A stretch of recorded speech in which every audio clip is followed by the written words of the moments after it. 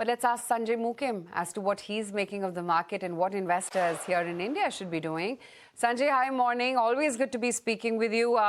Sanjay, it seems like, all the devils are back to haunt us once again, starting off with crude, back at 100.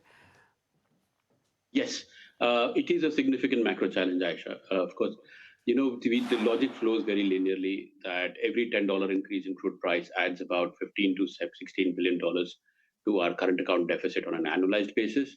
So if crude moves, let's say $20, $25, it's a meaningful delta on the balance of payment outlook, at least on the near term. And, we've just sort of, with all the RBI measures, sort of started to stabilize the currency. This disrupts that narrative.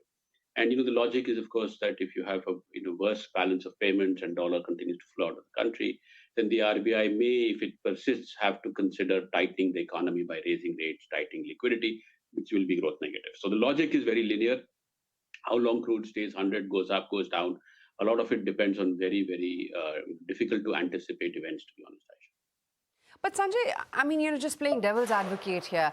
The equity markets would have already priced that in, and we did see that reaction play out already when crude last time bobbed around 114, 115 thereabouts. Why a similar reaction again?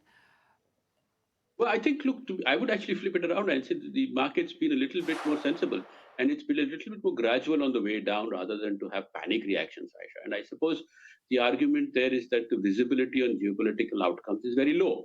And these things can change overnight. And if some sort of resolution is achieved, then you will realize that this correction has probably been another opportunity to buy some of the large cap stocks which have corrected, right? So I don't think anybody's panicking just yet, but the concern that the situation is deteriorating has to be expressed in markets at some way or the other, I suppose.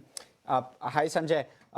Trying to therefore understand in the larger scheme of things, if you're looking medium term, a lot of this is a buying opportunity, is what I'm understanding you're saying. But you also stand at an important confluence. You advise some of these FIIs, right? What are they thinking? Give us a sense.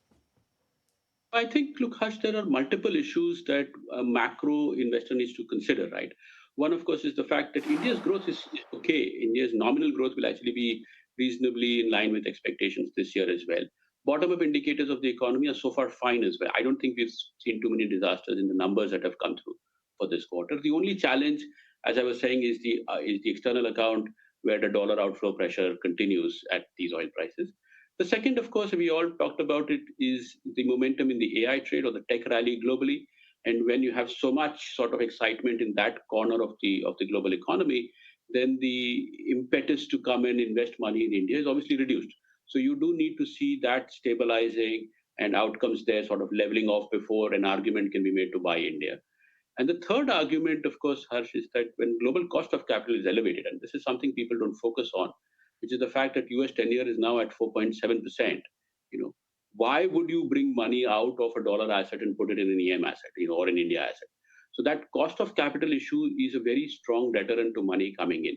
So there's a lot of sort of headwinds to making a big case for putting money in India. But on an absolute basis, Harsh, Indian valuations on a relative basis look fine. Large cap multiples are reasonable.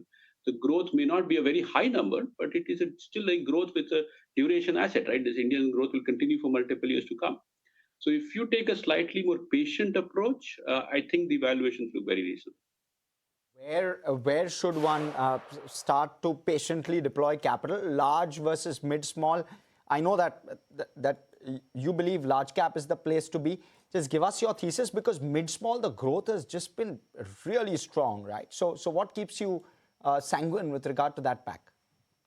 I think first, of course, you shouldn't generalize to such large baskets, because there's all kinds of outcomes, even in large caps and in mid caps as well. But if you're looking to deploy meaningful amounts of capital, which a lot of my clients want to, then really there is a constraint in doing much of mid cap. Large cap multiples, especially let's say some sectors such as the financials, are very attractive for now. And a financials basket should at least deliver nominal GDP growth over the next 3 to 5 years. So on a risk-adjusted basis, I don't think there's too much of a differentiation to be made. Yes, mid-cap earnings are good, but they can be very cyclical as well. And what has been your read-through, Sanjay, from the earnings so far across the sectoral clusters? not market cap agnostic, of course. I think, Aisha, we were worried initially that the disruption in the Middle East would lead to bad numbers in the June quarter, that you would see shortages of raw material, that you might see inflation also show up. We haven't really seen much of that. Companies have managed one way or the other, and numbers are therefore a bit of a relief, and they've come in largely in line with expectations so far. I think the debate is whether you start seeing some of the knock-on impacts of whatever's going on in the Middle East in the September and December quarters. Now it's I know that there's one data point that we pick up. Consumer confidence data from the RBI has ticked down quite a bit, right? So if that is an indicator, then you may have some challenges in outcomes still due. But for now, the numbers look okay. Sanjay, you like financials, and you said that. What's the trigger here? I mean, the growth has come back, but the margin has disappointed this time around. There's always some piece which is disappointing as part of this entire financial story. What do you believe needs to play out for a bit of a re-rating to start to kind of reflect in stock prices? I think I'll give you a boring answer there, Harsh. It has to be continuation of growth, right? If companies, despite all the tailwinds or the headwinds they face on margins, on sometimes you have one segment doing well and the other not. If bank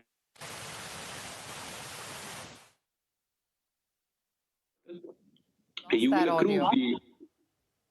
Okay, Sanjay, could you just repeat yourself? We lost you in for a bit. I was saying, Aisha, that if you get steady growth, that's a good enough catalyst. You don't need some magic to happen in any financial for performance. And anything, Sanjay, that at this point of time you're avoiding in terms of sectors, pockets, you think run-up has been overdone? Maybe if we look back 2 years from now and we'd say, well, flat to no returns? Look, one of the sectors we're underweight on is in the Indian IT pack, but that's not rocket science at the moment, given the concerns, given the fact that you're seeing earnings outcome disappoint amongst the large caps at least. And until you get a resolution of where this AI impact is going, I don't think it's not run up, it's not expensive, but that looks like a sector that you want to be careful on for now. I don't think amongst the large caps there's been too much of a run up. In fact, in many of the consumer companies also, you're starting to see multiples come off. And therefore, how do you play consumption, Sanjay? How would you kind of compartmentalize and how would you prioritize? Well, if you look at different time frames, I think the answer will differ. If India, because we believe that the economy will continue to grow for the next several years, the beta way to do consumption would be to buy more discretionary sort of companies, because that's where you get higher growth in line or in accordance to the GDP outcomes. Staples, but you don't get the beta much. And of course, for the growth and multiples, still staples do appear to be overpriced. In the very near term, however, given the fact that there is uncertainty on raw material, on costs, etc., pricing power for staples might be better. And so at least in the near term, you might want to be a bit more defensive on consumer perhaps. But in the medium term, if somebody is looking for 3-5 year outcomes, I think discretionary would still stack up better. How should one look at the AI trade play out, Sanjay? And again, you'll have a great lens of this. It's one of the possible triggers for IT, if at all I can use it as that. I'm not sure what your view is there. But give us a perspective. Bubble, otherwise, what's the view? I think we can have a very long conversation on this. Sure. But I think in a nutshell, that the technology is transformative is beyond doubt, right? And we've all used it and we realize that it can make a lot of impact to people's lives, their professional careers, and many such things. But what the durable advantage of an AI company is, right? That is a debate. Because when we are buying the stocks, we are not buying the technology in itself, right? What can the company deliver post all the capex that they're putting in? That is still an open question. And if you go through commentators on this industry, many are now starting to talk about the lack of visibility on the ROI of this.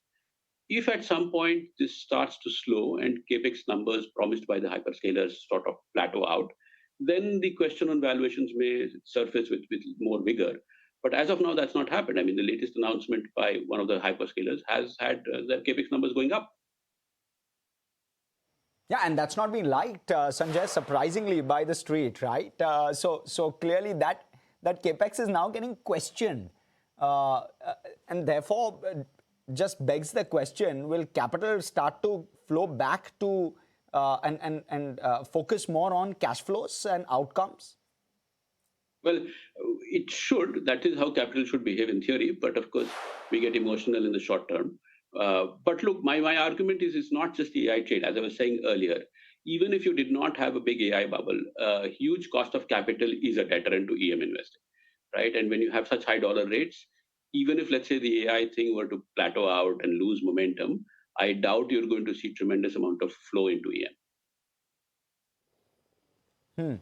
And Sanjay, I also wonder, from a strategy perspective, how should one allocate capital at this point of time if you're sitting out of India, right? The AI trade is behind us, so maybe that opportunity, to some extent, okay, maybe not behind us, but to some extent is gone, right? The easiest money is made.